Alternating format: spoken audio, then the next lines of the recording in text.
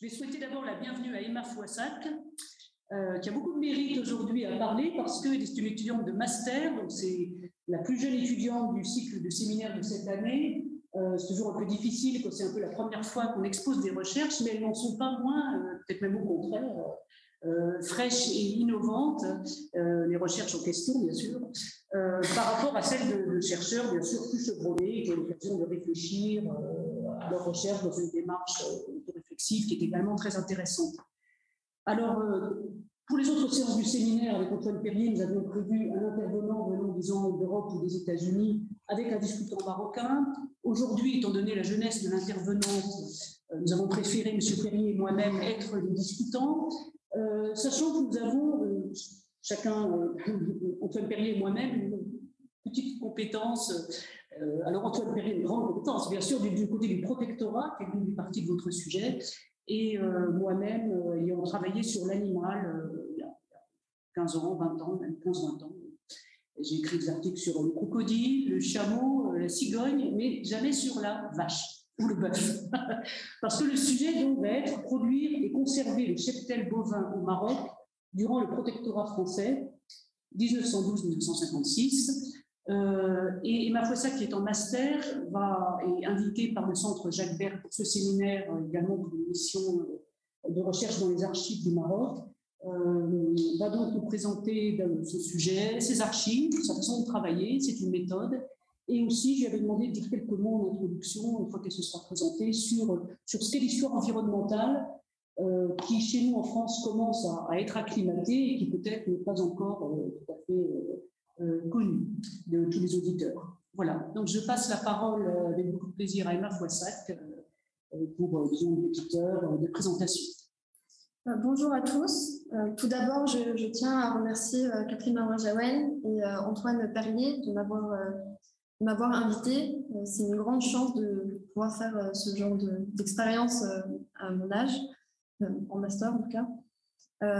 Et ce genre de conférence est très important pour permettre l'échange entre les chercheurs, faire avancer la science, notamment sur des sujets qui sont très peu évoqués.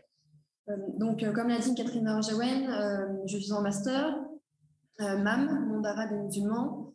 J'apprends l'arabe, je suis en diplôme universitaire d'arabe. J'ai fait une licence d'histoire et j'ai également travaillé au Muséum national d'histoire naturelle et au Musée de l'Homme, où j'ai pu avoir comme une connaissance globale de l'histoire environnementale et des sciences naturelles.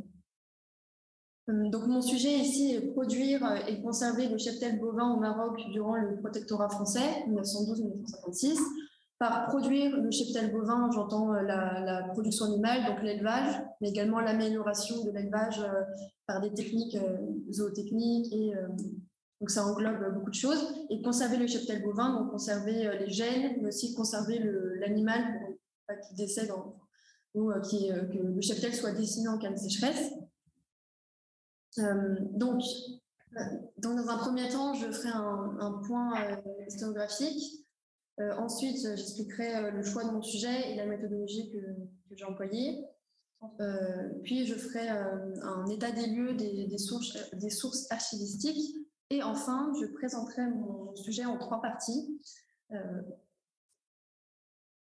Donc, tout d'abord, le point historiographique.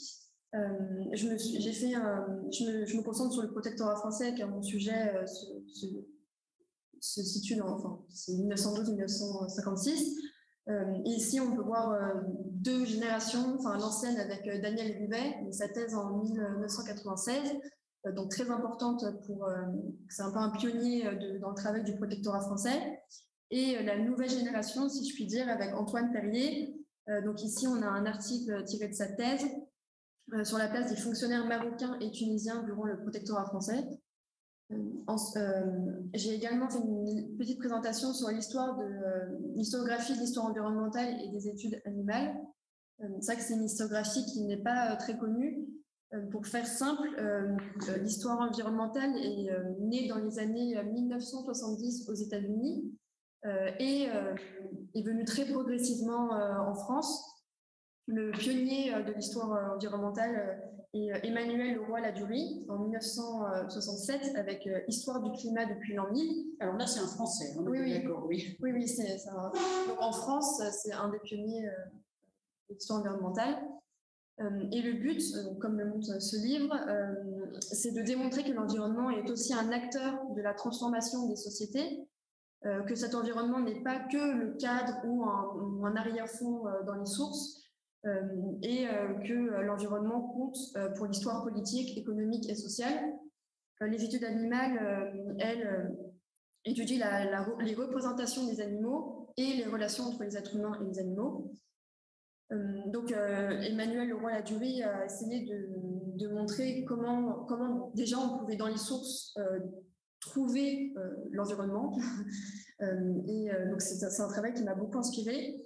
Pour l'histoire animale en France, c'est les travaux de Éric Baratek qui sont très connus. Notamment en 2012, il a entrepris d'écrire une histoire du point de vue animal. Donc, comment l'animal pouvait vivre la guerre, les animaux pendant la guerre, tout ça. Ils n'ont évidemment pas la parole, mais on peut la trouver dans les sources si on regarde. Et enfin, on a Xavier de Planol, donc, qui a réalisé une zoogéographie historique en 2004, qui m'a été très utile parce qu'il va faire, selon la géographie, il va expliquer quels animaux étaient présents, selon quel climat, leur histoire. Donc, ça m'a été très utile pour l'histoire du Maghreb. Concernant l'historiographie de l'histoire environnementale et des études animales sur le Maghreb et le Moyen-Orient, on a des ouvrages comme Diana et Davis, Les mythes environnementaux de la colonisation française au Maghreb.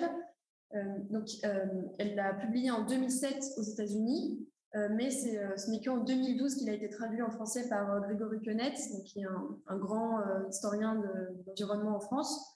Donc cet ouvrage est assez décrié, mais l'idée principale, c'est que les Français avaient une idée du climat du Maghreb, et donc que c'était désertifié, qu'il y avait beaucoup c'était un climat qui était très aride, où les forêts étaient dévastées par les Arabes, tout ça, donc c'est des fausses.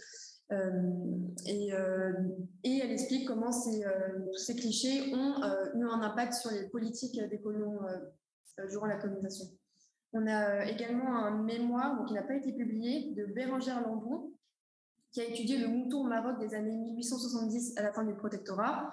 Donc on voit déjà que dès les années 2000, il y a 22 ans, c'était un sujet qui était déjà présent, même si ce n'est qu'un mémoire. Et évidemment, la thèse de Nicolas Michel, une économie de subsistance, le Maroc précolonial, qui m'a été très utile pour comprendre comment était organisé le Maroc, quelle était l'économie de subsistance, comment survivaient les Marocains avec l'agriculture, l'élevage, avant le protectorat français. D'ailleurs, c'est intéressant de souligner que Diana Davis est vétérinaire et géographe, ce qui peut aussi expliquer pourquoi son livre est un peu débattu. Elle n'est pas historienne, donc il peut avoir... Mais ses sources m'ont été très utiles. On peut également citer les travaux de Jean-Pierre Diga sur l'Iran contemporain, de Alan Mikhail sur l'Égypte ottomane et Souraya Farouki pour l'Égypte ottomane. J'ai fait un rapide point sur la médecine vétérinaire et les vétérinaires coloniaux, parce que c'est un point important dans mon mémoire. On a encore Diana Davis avec Brutes, Beasts and Empire. Donc ici, c'est un article où elle explique comment la médecine vétérinaire faisait partie de la politique coloniale des Français au Maghreb. On a également le livre de Jamal Hossani Hilali, donc des vétérinaires au Maroc sous le protectorat français. Donc c'est un vétérinaire marocain qui travaille à l'Institut agronomique et vétérinaire Hassan II au Maroc. Et c'est très intéressant car il a étudié la présence des vétérinaires, il a fait une biographie des acteurs des vétérinaires à la fin de son ouvrage, donc c'est très utile pour mes recherches. Puis j'ai pu discuter avec lui, c'était très intéressant. Et enfin un article de Étienne Landais sur les doctrines des vétérinaires coloniaux français, donc c'est un article pour montrer que les vétérinaires avaient une doctrine et l'appliquer dans les colonies. Donc c'était des idées préconçues. Maintenant, je vais vous expliquer le choix de mon sujet et la méthodologie que j'ai employée. Donc, c'est dans ce contexte d'effervescence historiographique et avec mes études en histoire naturelle que je me suis rendu compte que le Maghreb et l'histoire environnementale, et le Moyen-Orient n'étaient jamais cités. Donc, c'était beaucoup l'Afrique du Sud, l'Amérique latine. Mais dans mes cours, je n'ai jamais eu vraiment d'exemple sur le Maghreb et le Moyen-Orient, et je trouvais ça dommage, parce que je l'ai étudié beaucoup durant ma licence. Et j'ai décidé d'étudier le Maghreb, d'une part, de par la faisabilité du sujet. Je suis en master, j'apprends l'arabe, mais je ne suis pas encore arabisante. Donc, j'avais besoin de sources en français présentes en France. Mais aussi, j'ai été très attirée par le Maroc, par sa place très particulière dans l'Afrique du Nord, de par sa géographie, avec la présence de l'Atlantique, de la Méditerranée, de l'Atlas, du désert, du Sahara. Ça m'a beaucoup intriguée. Et aussi, de par son histoire, son administration et le projet colonial de la France. Ce qui m'a aussi déterminée à faire ce sujet, ce sont les lacunes qu'il y a sur les travaux d'histoire environnementale pour le Maroc. C'est énormément l'Algérie qui est citée, notamment sur les travaux sur l'eau avec Alice Ingold, les forêts avec Antonin Plarier, ou alors Dominique Torisson-Morisset. Donc c'est pour ça que j'ai voulu travailler dessus. Et pour la méthodologie, je me suis beaucoup inspirée du séminaire que je suis à l'EHESS. Donc c'est l'école des hautes études en sciences sociales à Paris, qui s'intitule « Conserver, mobiliser et restaurer la nature, institutions, droits et savoirs ». Il est dirigé par Alice Ingold, qui est à l'EHESS, et Romain Blanchet, qui est au CNRS. Donc ce séminaire a pour but de montrer qu'il y a un triptyque entre institutions, droits et savoirs, où le savoir va créer des lois, mais les institutions peuvent justement rentrer en concurrence avec différentes lois qui vont créer des problèmes. Donc moi, c'est ce qui m'a permis de voir beaucoup de choses dans les sources que je n'aurais pas vues, je pense. Donc c'était très, très enrichissant, ça l'est toujours, vu que je suis toujours ce séminaire. Donc, dans mon sujet, je vais aussi parler évidemment des acteurs français, parce que dans les sources sont écrits par des personnes françaises, des colons français. Je ne lis pas l'arabe, donc je n'ai pas pu voir des sources en arabe. Mais il y a quand même, je vais quand même démontrer qu'il y a le rôle du Marocain qui est quand même important, sachant qu'il avait 80% du bétail, donc c'est un rôle important.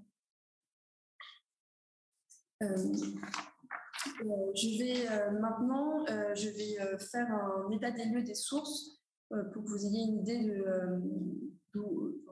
des endroits où j'ai pu les trouver. Donc déjà, on a les sources classiques pour l'histoire du Maroc, donc les archives nationales, Nantes, les ANOM. Mais je tiens à attirer l'attention sur le Muséum national d'histoire naturelle de Paris. Donc je connaissais cette bibliothèque parce que je faisais mes études là-bas aussi. Et j'ai été très étonnée par les ouvrages que j'ai pu rencontrer. Il y en a même où les pages n'étaient pas encore découpées. Donc, on a dû sortir le couteau. C'était la première. Donc, c'était sûr que personne ne les avait lus parce qu'on ne pouvait pas lire. Donc, j'en ai eu 3, 4 comme ça, mais c'était assez drôle.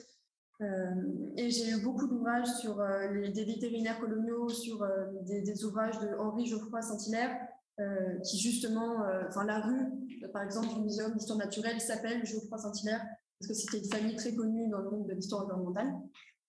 Et également la FAO, donc Food and Agriculture Organization of United Nations.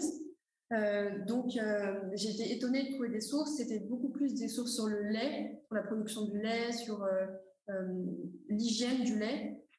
Mais c'était intéressant. À la fin du protectorat. À la fin du protectorat, à partir de 1945, la FAO.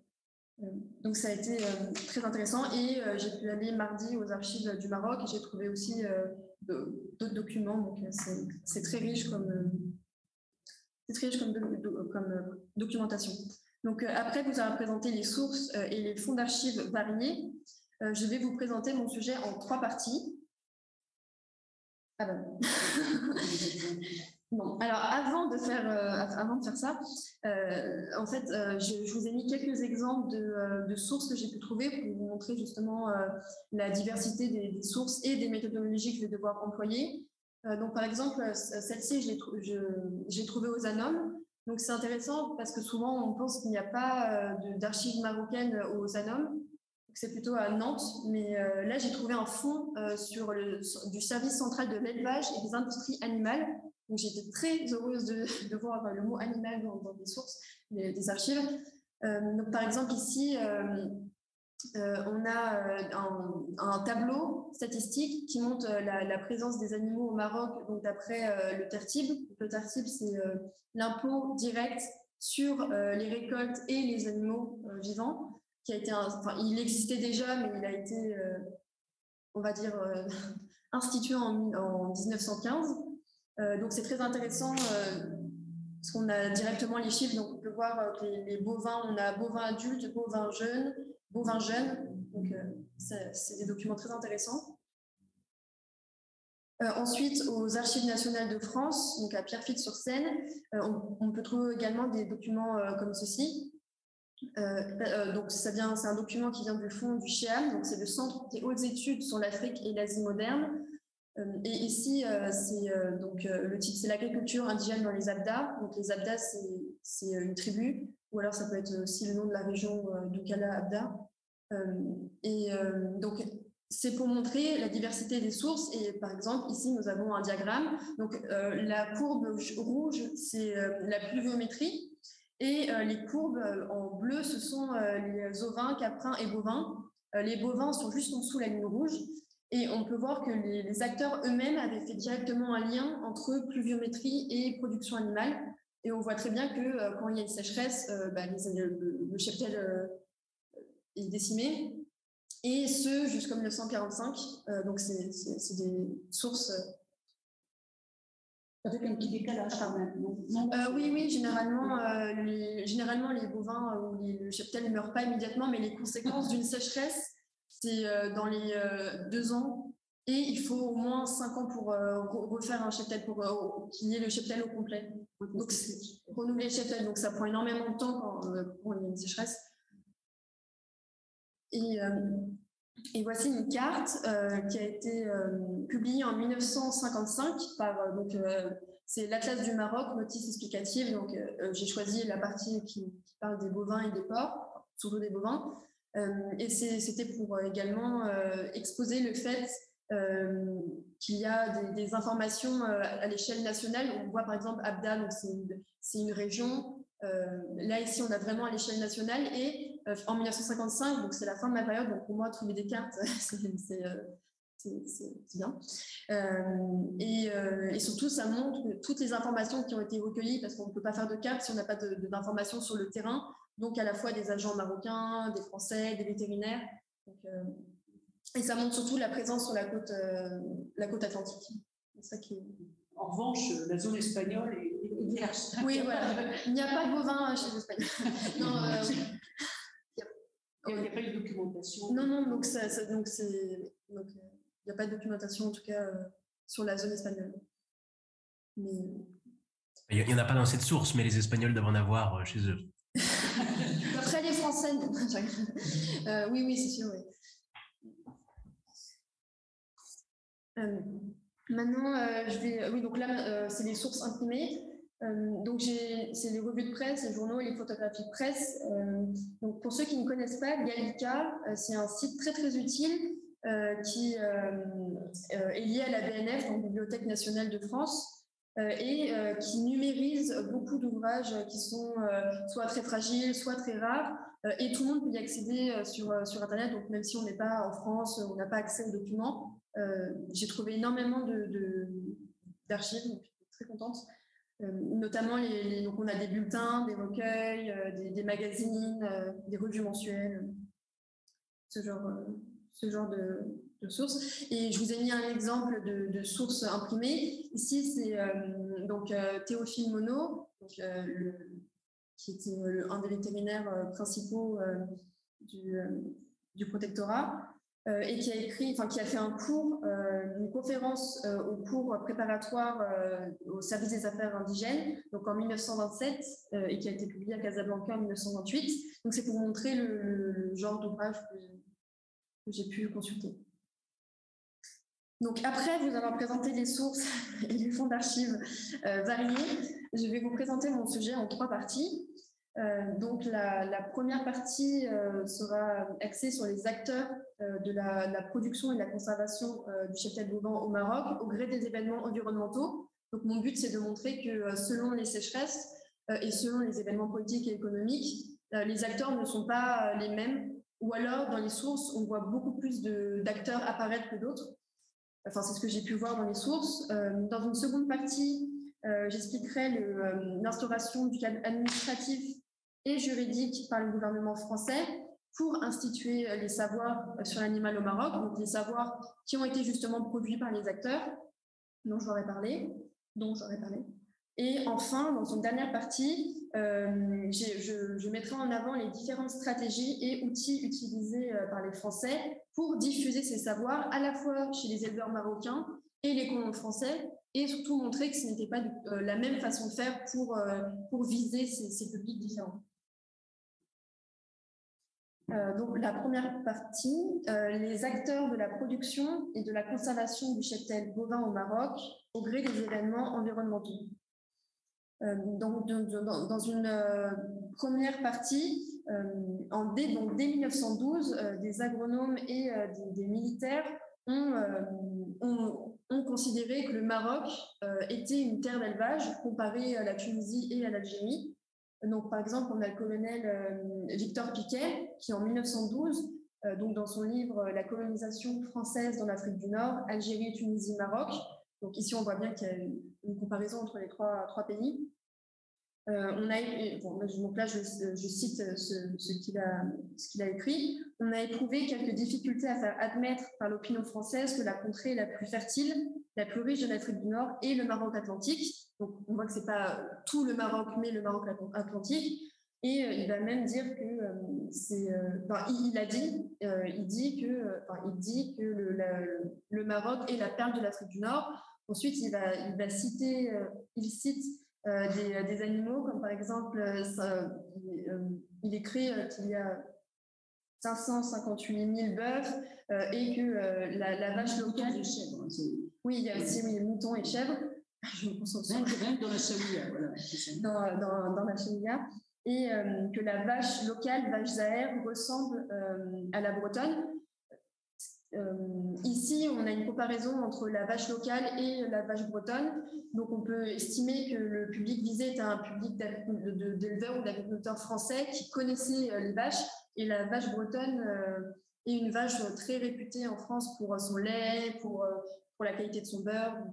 Donc, c'était une façon de montrer aux éleveurs qu'ils pouvaient trouver également les mêmes attentes au Maroc. Ensuite, il fait une description du Maroc et à la fin, il écrit « À l'est de cette zone, le pays se révèle et se relève et paraît propre surtout à l'élevage. » On a également Augustin Bernard, qui est un géographe très connu, qui était professeur de géographie et de colonisation de l'Afrique du Nord à la Sorbonne depuis 1902, qui justement a fait une spécialisation de l'Afrique du Nord. On peut lire la Tunisie on peut très bien concevoir que la Tunisie soit essentiellement le pays de l'olivier, l'Algérie le pays de la vigne, le Maroc le pays de l'élevage. Donc il y a une spécialisation et un projet colonial particulier pour chaque pays. Enfin, il insiste sur le bœuf. Il dit il y a de véritables pâturages et des régions favorables à l'élevage du bœuf. Or, pour la viande, pour les cuirs, pour les laines, le marché européen est loin d'être saturé. Donc déjà, on voit que la production n'est pas pour la production locale des Marocains, mais pour le marché européen. On voit qu'il y a un projet déjà d'élevage qui doit se conformer et qui sait conformer aux attentes des Européens. Toutefois, la sécheresse de 1912-1913 a montré les limites de cette géographie et le gouvernement français a dû trouver des solutions techniques pour pallier les dégâts causés par la sécheresse. Dans certaines régions, il y a eu près de 80% du cheptel qui est mort. Donc, la description idyllique a été un peu bousculée. Donc, je vais vous présenter plusieurs personnages importants qui ont participé à l'instauration d'une ère des vétérinaires coloniaux dès 1912, 1913, jusqu'à à peu près 1920. En vérité, le monopole vétérinaire est sur toute la période du protectorat, mais dans les sources, j'ai pu voir un certain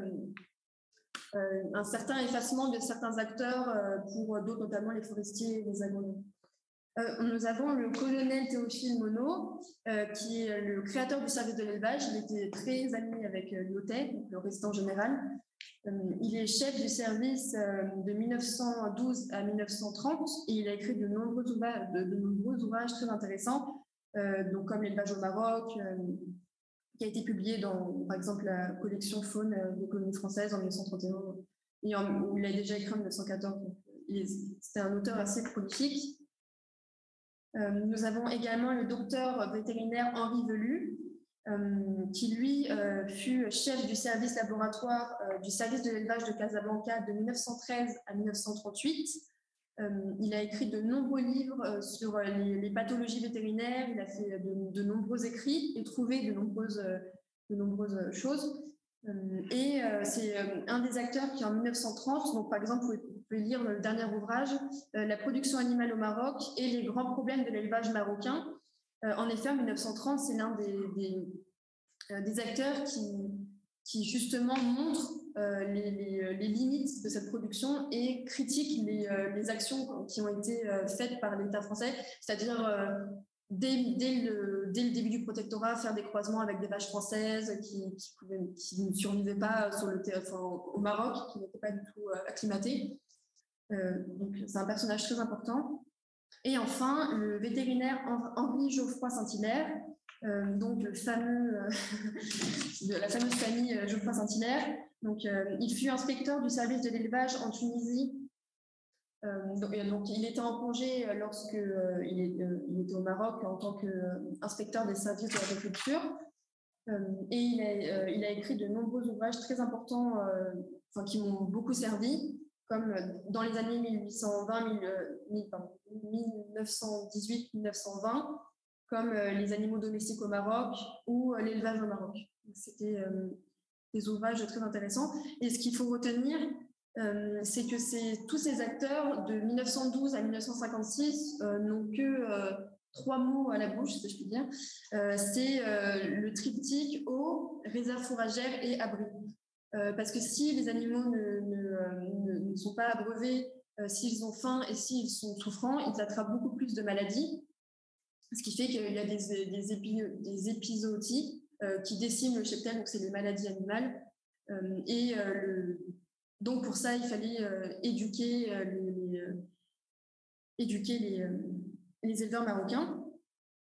Et dans les sources, j'ai pu remarquer qu'à partir des années 1920, même si les vétérinaires, comme je vous l'ai dit, dominent toujours, on a, donc, comme le montrent Jamal Hossani et Étienne Landais,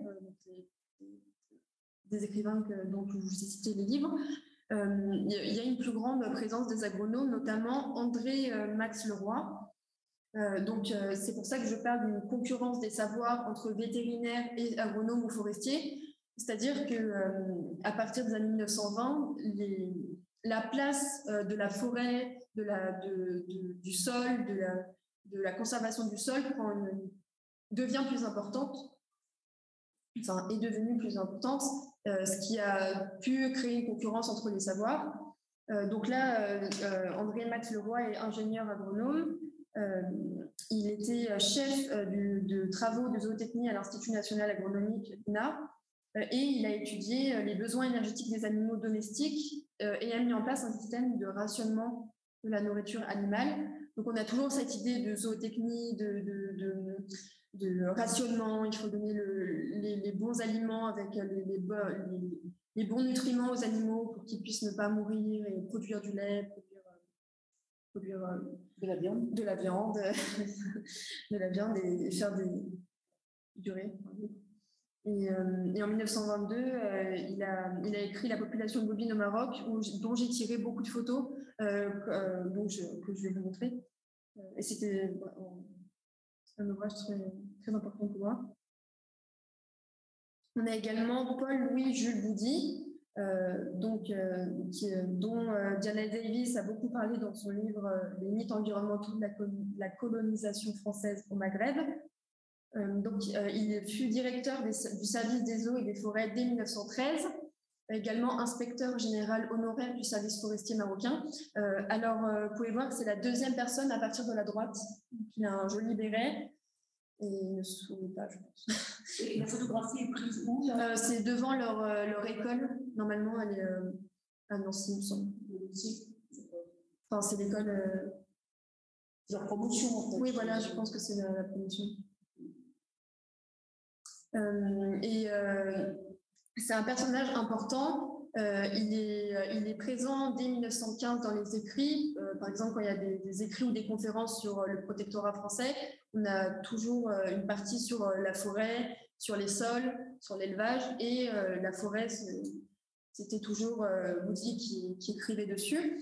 Et en 1948, il a écrit un ouvrage très intéressant qui s'intitule « Économie forestière nord-africaine ». Milieu physique et humain. Et dans cet écrit, il montre il fait un résumé des lois qui ont été faites, donc ça c'est intéressant pour moi, mais également il montre à quel point la forêt peut être détruite par le surpâturage, par notamment les chèvres et les moutons qui mangent les herbes les meilleures. Il y a une prolifération des herbes qui sont moins bonnes pour le cheptel. Et donc, il va montrer, il montrera à quel point il pouvait avoir une concurrence entre la production d'animaux et la conservation des sols et des forêts. Et donc,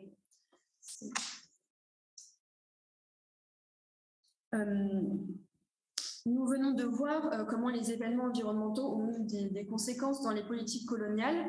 Les sécheresses répétées, donc celles de 1912, 1937, 1945, ont entraîné le changement d'importance des acteurs. Ce sont d'abord les vétérinaires qui dominent, puis les agronomes et surtout les forestiers.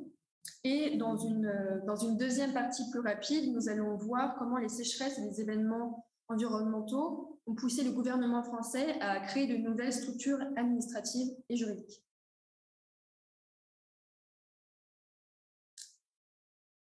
Donc, le cadre administratif et juridique imposé par le gouvernement français pour instituer les savoirs sur l'animal. Tout d'abord, le cadre administratif. Donc, j'ai déjà parlé du service de l'élevage quand j'ai cité Théophile Monod, mais ce qu'on peut retenir, c'est qu'il fut créé en 1912, qui prit le nom du service de l'élevage en 1917.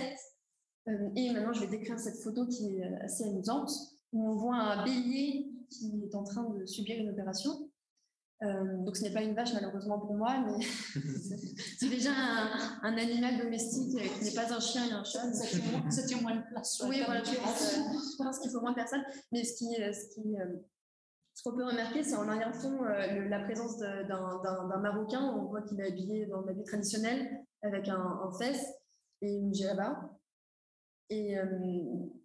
Et donc, on voit ici le rôle des Marocains dans les photos, on peut les voir, mais même si ce n'est pas lui qui fait l'opération lui-même, ils étaient quand même présents dans le service d'élevage. Et une autre personne avec une moustache qui n'a pas l'air très heureux qu'on prenne en photo. Mais donc, ce qui est intéressant surtout, c'est que cette photo montre que, par exemple, Théophile Monod voulait lui-même montrer, donc parce que c'est une photo que j'ai prise dans la revue La Terre marocaine en 1931, et l'article qu'il a écrit s'appelle « Le rôle du vétérinaire colonial ». Donc, ça montre que le rôle du vétérinaire colonial, c'est également d'être de faire des opérations, de soigner les animaux, et surtout, c'est aussi pour valoriser le métier du vétérinaire colonial. Ça a des buts différents.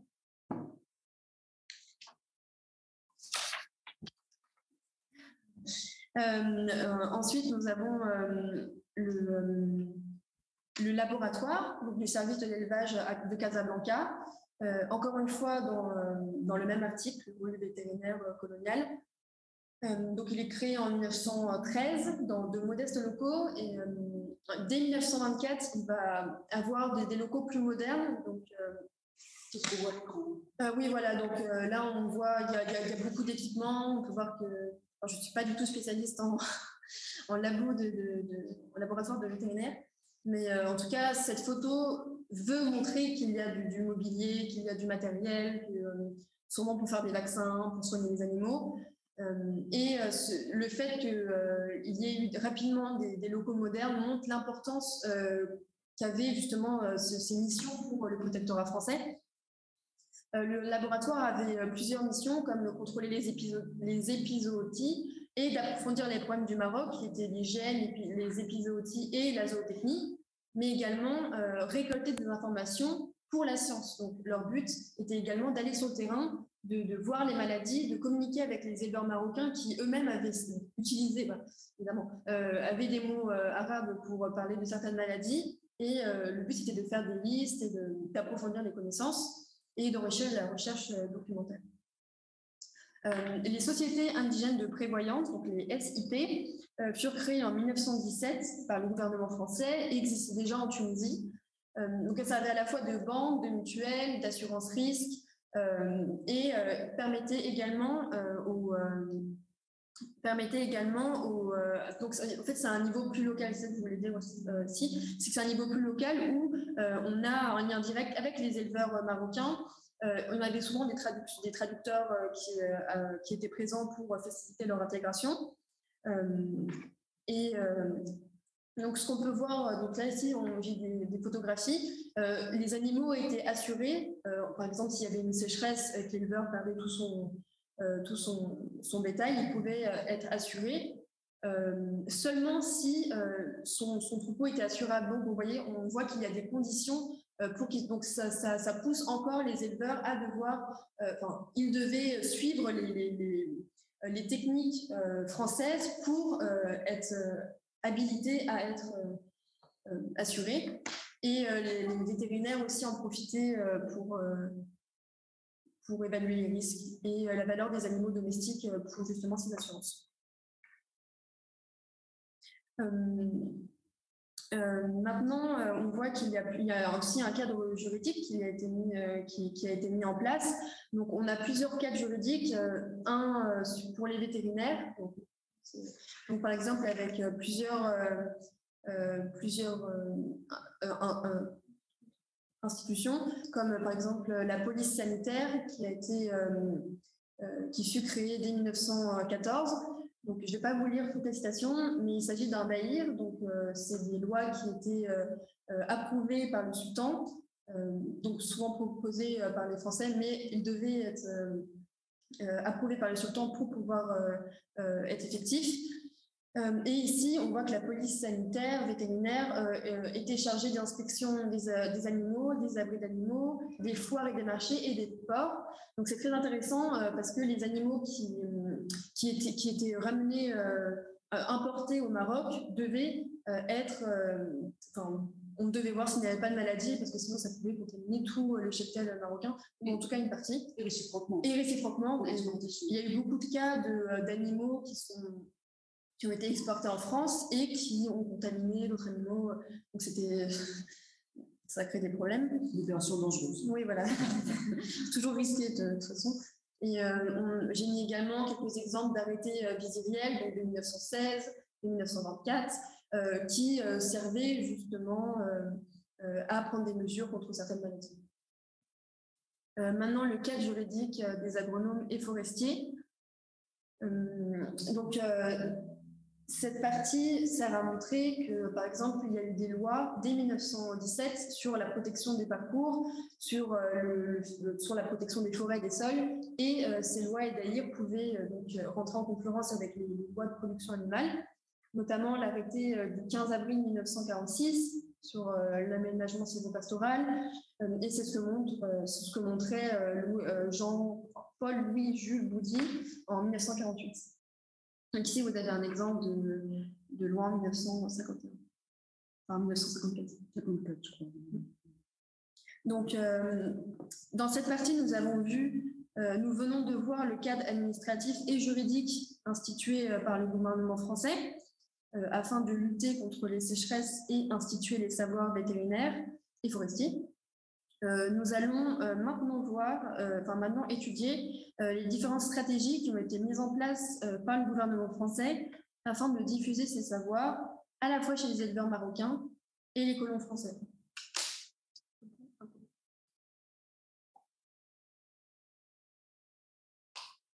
C'est la diapositive qui est servie pour l'affiche, oui. Voilà, qui est assez extraordinaire. Donc, les différentes stratégies et outils utilisés par les Français pour diffuser ces savoirs chez les éleveurs marocains et français. Tout d'abord, une des premières missions était de comparer les capacités des bovins locaux du Maroc, français et de races croisées. Le but était de voir les races qui avaient qui avaient le plus de capacités pour les sélectionner et ensuite faire des croisements avec les races françaises qui étaient jugées meilleures. Donc, on a, par exemple, les concours de bœufs de travail. Donc, c'est des concours de bœufs à Casablanca dans les années 1920, organisés par le service de l'élevage. Donc, j'ai trouvé cette source à la Bibliothèque nationale de France et donc dans l'ouvrage de André Max Leroy. C'est ça que j'avais dit que j'ai trouvé de très belles photographies dans son ouvrage. Et le but était de comparer les capacités de travail des bœufs du Maroc à celles des bœufs de race française, ainsi qu'à celles des bœufs issus de croisement de la race locale avec des animaux importés. Je vais maintenant expliquer cette photographie. Donc déjà, on peut remarquer que c'est une mise en scène où ils sont pris en photo, ils le savent, ils regardent l'objectif. Au premier plan, nous avons un Marocain qui est à côté d'un bœuf, donc un bœuf assez maigre, mais en tout cas qui regarde aussi le photographe.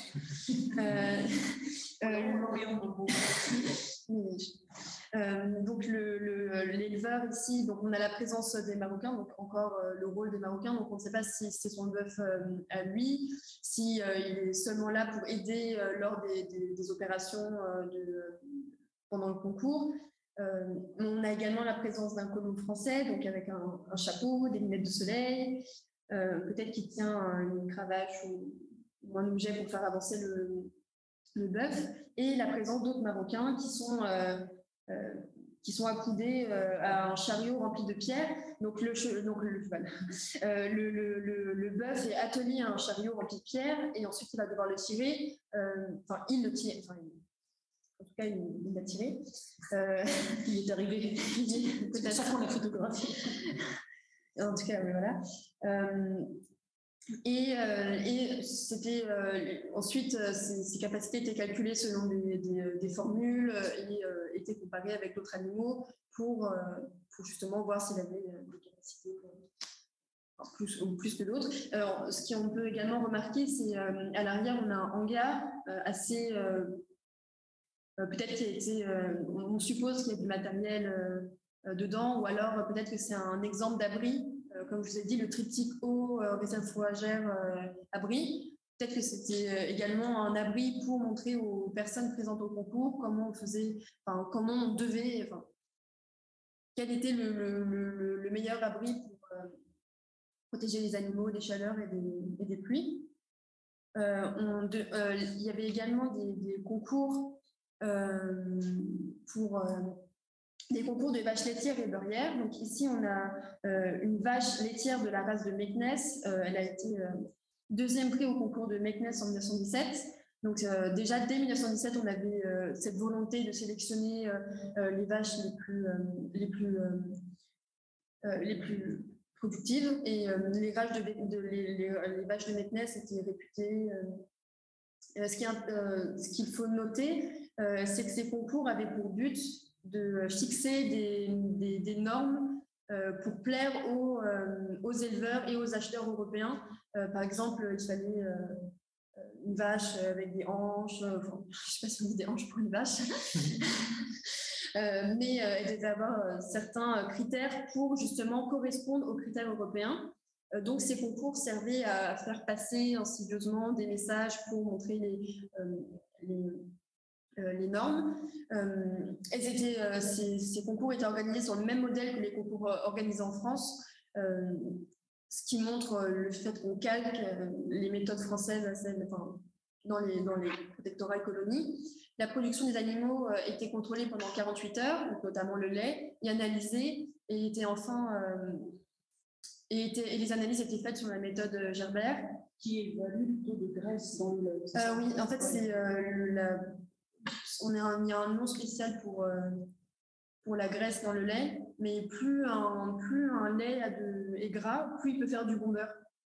Donc c'est pour ça que c'est aussi beurrier. Et les vaches marocaines étaient très réputées pour leur beurre, avaient moins de litres de lait, mais le lait était très gras pour faire du beurre. Et le service de l'élevage faisait également de la propagande durant ces concours et procédait à de nombreuses castrations. Donc, le but de castrer, c'était d'éliminer les animaux défectueux, entre des guillemets, pour garder que les taureaux qui avaient des capacités ou des gènes qu'on voulait disséminer dans la population bovine marocaine. Il y avait également des aménagements avec des abris pour l'hiver, on peut montrer comment faire des abris. Il y avait également des apprentissages aux éleveurs à réaliser des réserves fourragères. Donc les réserves fourragères, c'est le principe de garder du foin ou alors du fourrage qu'on fait sécher. Comme ça, si jamais il y a une sécheresse et qu'il n'y a plus d'herbe, les animaux peuvent quand même être nourris, même si le foin a moins de qualité nutritive. Donc c'est pour ça qu'il faut aussi amener d'autres aliments. Mais donc il y avait ce genre de choses. Et les primes étaient soit en nature, soit financières, afin d'encourager les éleveurs à poursuivre ces efforts. Il y avait également des photos, comme on le voit ici, on a la présence d'un éleveur marocain qui a l'air très fier d'avoir gagné le deuxième prix du concours. Et il y avait également des banderoles en arabe. Les prix étaient aussi écrits en arabe, donc peut-être une sorte de reconnaissance sociale et de reconnaissance vis-à-vis du protectorat. Et ces prix n'étaient pas donnés tout de suite pour être sûr que la vache ou le bovin ne soit pas vendu ou mangé directement, pour qu'ils puissent faire des produits, donc des petits. Donc, un autre aspect de ces stratégies françaises, ce sont les fermes expérimentales. Ici, on a une photo d'une ferme expérimentale de Meknès. Ici, c'est une vache race de Metz. Donc, ces fermes étaient considérées comme des pépinières, c'est-à-dire on sélectionnait des races qu'on jugeait meilleures et ensuite on les donnait gratuitement aux éleveurs, ou alors on les prêtait le temps qu'on puisse avoir des produits, c'est des veaux, on appelle ça des produits. Et ces fermes servaient également de modèle à suivre pour les éleveurs marocains, donc ils pouvaient apprendre à traire une vache, à reconnaître les maladies. Généralement, ils avaient des traducteurs arabes pour pouvoir comprendre les opérations à réaliser. Et enfin, donc ça c'est une autre image avec des petits veaux. Donc ici ce sont des veaux français, donc des produits tarentais de 1 à 2 mois, donc qui pèsent déjà jusqu'à 100 kg. Donc il avait des importations de produits français améliorés pour ensuite être utilisés par les éleveurs marocains. Ce qu'on peut remarquer sur cette photo déjà, c'est qu'on est fixé également par un veau qui remarque apparemment quand on les prend en photo, et qui sont dans des enclos avec donc ici on peut imaginer que c'est du fourrage sur le sol. Donc on peut voir qu'ils ne sont pas laissés en liberté dans un champ. C'est des produits de luxe, on va dire. Enfin, on devait les conserver pour justement ne meurent pas à cause de la chaleur. Et ensuite, très rapidement, je vais évoquer les outils qui étaient utilisés pour diffuser les savoirs chez les éleveurs marocains et les colons français. Donc, pour les éleveurs marocains, on avait notamment des notes de vulgarisation en arabe pour diffuser un maximum. Donc, j'ai trouvé ces sources aux ANOM, donc les Archives nationales d'outre-mer. Donc, pour justement montrer aux Marocains les avantages à construire les abris. Il y avait également des questionnaires qui étaient. Donc, excusez-moi pour la qualité de la photo, c'est pas trop. C'est jamais facile de prendre des photos. Oui. Et donc, les questionnaires donc, étaient à la fois pour permettre aux vétérinaires de récolter des informations, mais également de détecter les maladies. Et on a également des moyens de communication locaux. Donc, ici, on parle de associations de colons. Donc le public visé était les colons, mais également la presse locale. Donc ici, est-ce que c'est la presse locale arabe? Dans ce cas-là, donc c'est les Marocains qui sont visés. Si c'est la presse locale des colons, c'est les colons qui sont visés. Et on a également les encyclopédies agricoles. Donc cette fois-ci en France, par Paul Diflot. Donc zootechnie coloniale, guide de l'éleveur en Algérie, Tunisie et Maroc. Donc écrit en 1924. Donc ce genre d'encyclopédie servait aux éleveurs français en France pour leur apprendre les techniques et les convaincre aussi de rejoindre les colonies protectorats pour réaliser, pour faire de l'élevage. Pour conclure, donc je vais faire quelques mots de conclusion. On a vu la richesse des sources sur la question animale et l'histoire environnementale en milieu colonial, donc ici au Maroc. L'histoire environnementale permet d'expliquer les événements politiques, économiques et sociaux sous un autre angle. Donc, et ces sources montrent également l'intérêt qu'avaient les acteurs coloniaux pour l'élevage, pour la médecine vétérinaire. On a donc une autre vision de l'histoire du Maroc. Cette conférence sert également à démontrer que l'environnement et les animaux ont aussi une histoire. Ils sont pris en photo, ils sont dans les sources, ils sont présents. J'ai essayé aussi de démontrer le rôle des Marocains qui, même s'ils n'écrivent pas les sources, ou alors ils écrivent des sources auxquelles je n'ai pas eu accès, je ne peux pas encore lire, mais qui sont présents dans ces politiques de production, qui sont soit acteurs, soit le public visé. Mais en tout cas, les Marocains avaient la plupart du cheptel. Ils étaient des acteurs principaux. Il y a de nombreux sujets parallèles, comme celui de la chasse. Donc, il y a un travail qui est en train d'être réalisé par Jean-Philippe Bras, mais également la production du lait, que je compte étudier l'année prochaine. Donc, je vous remercie pour votre attention et si vous avez des questions, je suis là.